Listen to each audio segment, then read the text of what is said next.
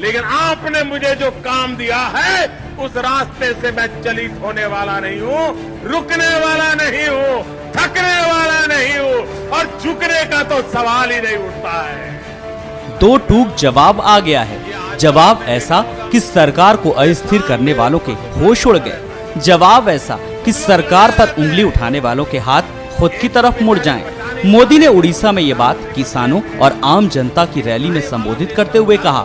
प्रधानमंत्री नरेंद्र मोदी ने आरोप लगाया कि कुछ स्वयंसेवी संगठन, एनजीओ और कालाबाजारी करने वाले उन्हें बदनाम करने और उनकी सरकार को अस्थिर करने की साजिश रच रहे हैं। उन्होंने कहा कि कुछ लोगों के गले ये बात नहीं उतर सकी कि ये चाय वाला देश का प्रधानमंत्री बन गया। और भाइयों बहनों, ये आजकल आपने देखा होगा, सुबह शाम मेरे पर तूफान चलता रहता है। कुछ लोग लगे रहते हैं, एक तो बेचारे पचा नहीं पा रहे कि मोदी प्रधानमंत्री बन कैसे गया, एक चाय वाला देश का प्रधानमंत्री बन कैसे गया, इनके गले नहीं उतरता है। दूसरा, मैंने कुछ चीजें ऐसी की है, इसके कारण इन लोगों को बहुत परेशानी है। मुझे बताइए, ये यूरिया का नीम कोटिंग हुआ तो केमिकल वालों के यहां जो चोरी होती थी तो उनको मोदी पे गुस्सा आएगा कि नहीं आएगा? मोदी के खिलाफ कुछ भी होगा तो उसको वो मदद करेंगे कि नहीं करेंगे? हो हल्ला चलाएंगे कि नहीं चलाएंगे? चलाएंगे। पहले विदेशों से धन आता था, कुछ एनजीओ को हमने कहा भाई आए भले आए, हिसाब तो दो।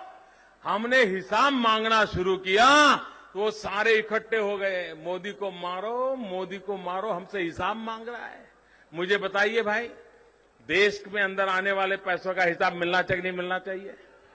पाई पाई का हिसाब मिलना चाहिए नहीं मिलना चाहिए?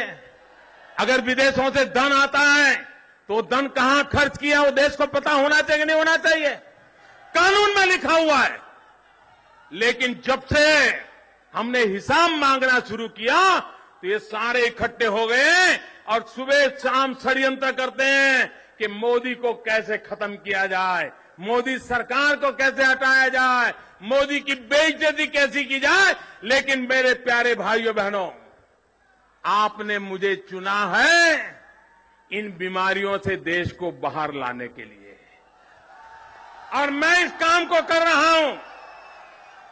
मुझ पर जितनी बितनी होगी बितने दो, लेकिन आपने मुझे जो काम दिया है उस रास्ते से मैं चलित होने वाला नहीं हूं, रुकने वाला नहीं हूं, थकने वाला नहीं हूं और झुकने का तो सवाल ही नहीं उठता है। भाइयों बहनों, मैं जानता हूं परेशानियां किस बात की हो रही है, मैं जानता हूं क्या चूभता है इन लोगों को, लेकिन देश को लूटने नहीं दिया जाएगा, देश को बर्बाद नहीं होने दिया जाएगा। और इसलिए भाइयों बहनों, हम यूरिया का नीम कोटिंग किया, कुछ लोगों को परेशानी होगी, लेकिन मेरे देश के कोटि कोटि किसानों का भला होगा। ये आजकल आपने देखा होगा, सुबह शाम मेरे पर तूफान चलता रहता है।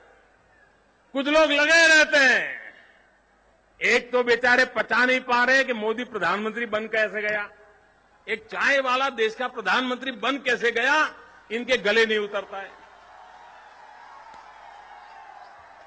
दूसरा, मैंने कुछ चीजें ऐसी की है, इसके कारण इन लोगों को बहुत परेशानी है। मुझे बताइए, ये यूरिया का नीम कोटिंग हुआ तो केमिकल वालों के यहां जो चोरी होती थी तो उनको मोदी पे गुस्सा आएगा कि नहीं आएगा? मोदी के खिलाफ कुछ भी होगा तो उसको वो मदद करेंगे कि नहीं करेंगे? हो हल्ला चलाएंगे कि नहीं चलाएंगे? चलाएंगे। पहले विदेशों से धन आता था, कुछ एनजीओ को हमने कहा भाई आए भले आए, हिसाब तो दो। हमने हिसाब मांगना शुरू किया तो वो सारे इकट्ठे हो गए, मोदी को मारो, मोदी को मारो, हमसे हिसाब मांग रहा है। मुझे बताइए भाई, देश में अंदर आने वाले पैसों का हिसाब मिलना चाहिए नहीं मिलना चाहिए? पाई पाई का हिसाब मिलना चाहिए नहीं मिलना चाहिए? अगर विदेशों से धन आता है तो धन कहां खर्च किया वो देश को पता होना चाहिए नहीं होना चाहिए? कानून में लिखा हुआ है। लेकिन जब से हमने हिसाब मांगना शुरू किया तो ये सारे इकट्ठे हो गए और सुबह शाम षड्यंत्र करते हैं कि मोदी को कैसे खत्म किया जाए, मोदी सरकार को कैसे हटाया जाए, मोदी की बेइज्जती कैसी की जाए।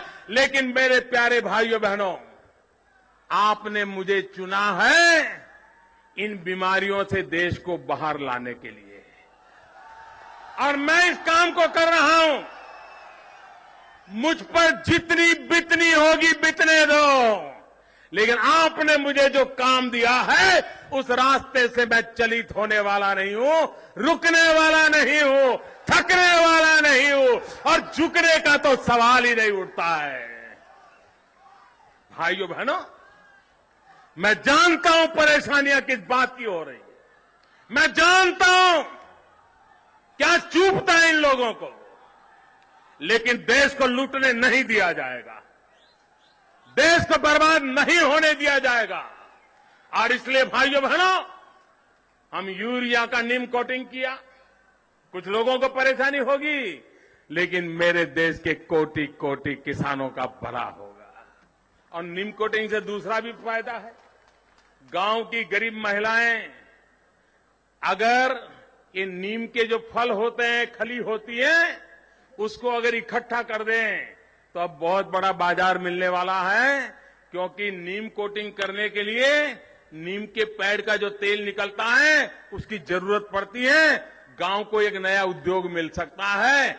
और दूसरा, नीम कोटिंग वाला यूरिया डालने से जमीन को नुकसान कम होता है।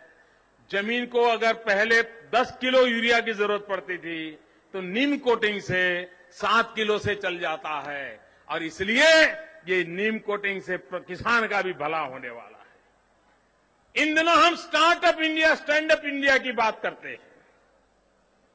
कुछ लोगों को लगता है कि Modi startup India, stand up India की बात करता है, मतलब ये तो बेंगलोर, हैदराबाद के लिए करता है।